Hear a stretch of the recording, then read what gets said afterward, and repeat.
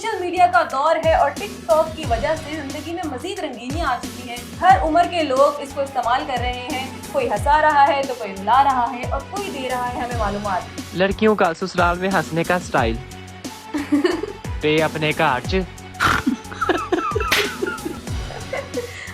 ये वाली वीडियो जो है ये तो हमारे पाकिस्तान में तकरीबन बहुत ट्रेंडिंग पे जा रही है। I love you. अभी तू पागल है क्या? मैं शादीशुदा हूँ, मेरा पति है और मेरा एक बॉयफ्रेंड है ऑफिस में। लड़की रोस्ट अपने आप को करना चाह रही है लेकिन मुझे लग रहा है यहाँ पे लड़का रोस्ट हो गया। मैडम अगर हवाई जहाज का इंजन फेल हो जाए तो क्या किया जाए? पर अल्लाह के वास्ते मुझे वाईफाई का पासवर्ड तो दे दो। सर पहले आप कुछ और मंगवाओ। दिल करता मैं तुम्हारा गला दबा दूं। इतना कुछ तो मैंने पहले ही मंगवा लिया, अब तो मेरे पास पैसे भी खत्म हो गए। सर पहले आप कुछ और मंगवाओ, यही तो हमारे वाईफाई का पासवर्ड है। जब आपके साथ ऐसा हुआ है तो आप लोग मुझे कमेंट सेक्शन में बताएं। इस तरह मेरे साथ एक दफा हो चुका है ऑलरेडी।